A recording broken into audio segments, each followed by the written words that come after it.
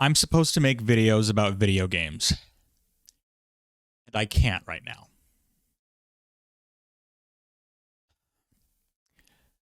I'm from Minnesota. I'm born here, I live here, and I love it here. Today, ICE killed another one of my neighbors.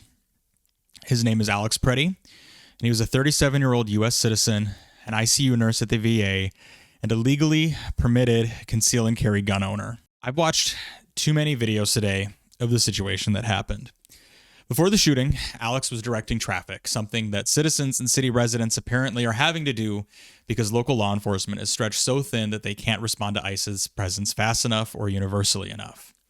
Alex was filming ICE agents to hold them and their actions as accountable as possible, something that we are all more than permitted to do under the First Amendment of the United States Constitution. While Alex was observing and directing traffic from the scene, ICE attacked him and the other surrounding bystanders first. He tried to help people around him, all while being shoved and pepper sprayed directly in the face. ICE took him to the ground, and then 6 men beat him, took and secured his holstered and legally owned and carried firearm, and then they shot him half a dozen times. I don't care what narrative the Department of Homeland Security tries to spin. I don't care what the couch fucker says. This man and Renee Good should both still be alive. My neighbors are not escalating this situation. My neighbors and local officials are not inciting or encouraging violence. ICE should not be in my city or my state in this capacity or doing what they're doing. Selfishly, today, I was in the middle of a live stream and I was celebrating what was a huge personal achievement. This channel has 10,000 subscribers. Wow. Cool. And then, federal agents killed a man in broad daylight while he exercised multiple constitutional rights peacefully and legally. I have so much privilege in this world. My neighbors are scared. My local government is walking a tightrope trying to keep people safe while also trying to appease a beast that will not accept it.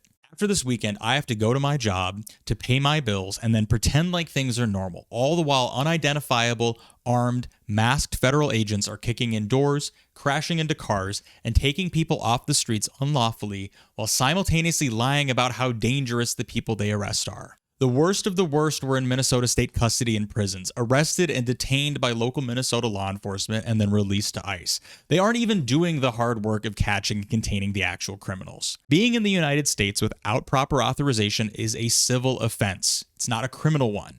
Immigration processing should primarily be a paperwork issue, and there should not be a loaded gun in sight during that process. I want you to look me in the face and tell me that this little boy, taken off the street and used as bait to capture his parents, is a violent criminal. Tell me that the parents that would run to this kid's side are the worst of the worst.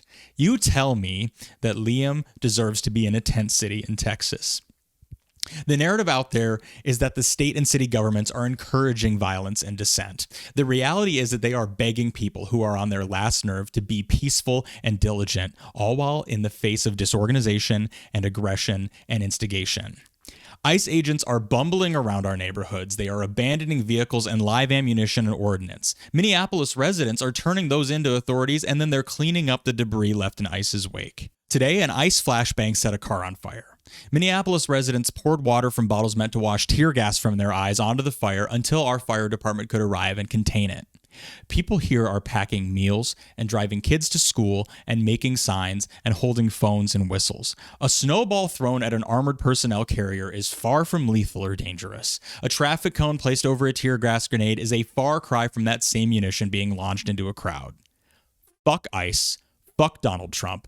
Fuck Greg Bavino and his Nazi trench coat, and fuck Kristi Noem and her stupid fucking cowboy hat. And fuck right off out of this community if you think for 1 second that this is right or necessary or that this is how this country is supposed to work. Get in the streets, pack a meal, write your representatives, and don't believe in their lies and the spin that they're spinning. Be kind and do good. I'll be back with normal programming later.